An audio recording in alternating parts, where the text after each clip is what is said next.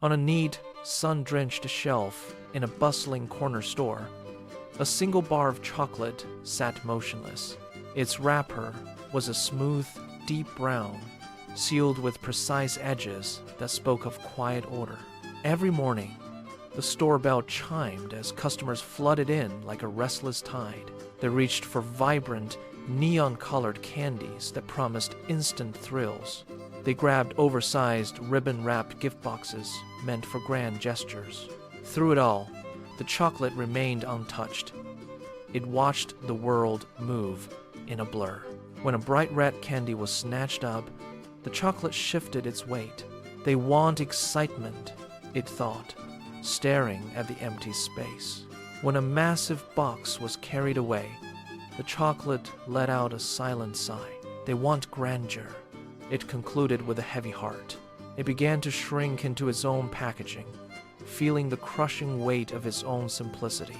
It wondered if being plain was the same as being invisible, or if its brown wrapper was simply too dull for this colorful world. One Tuesday evening, the store lights dimmed. A small broken cookie was placed nearby.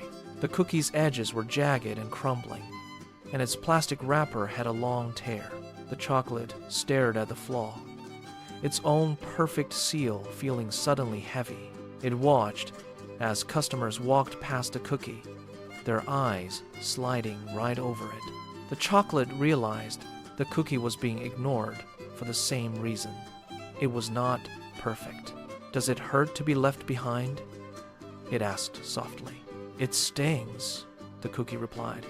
But I believe someone will eventually see our value. The next morning, a young boy entered the store.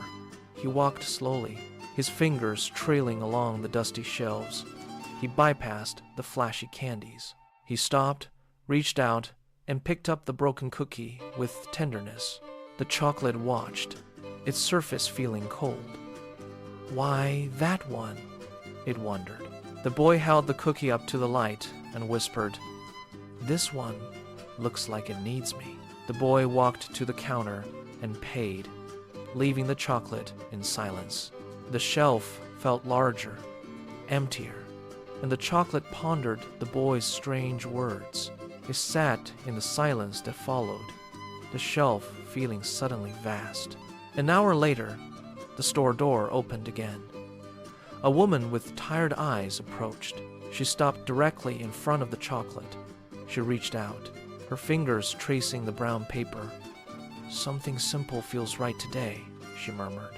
She lifted the chocolate from the shelf. It felt the rhythm of her footsteps. It was no longer comparing itself to the bright candies or the grand boxes. It was simply being held. The chocolate realized being chosen was about being a piece of the puzzle.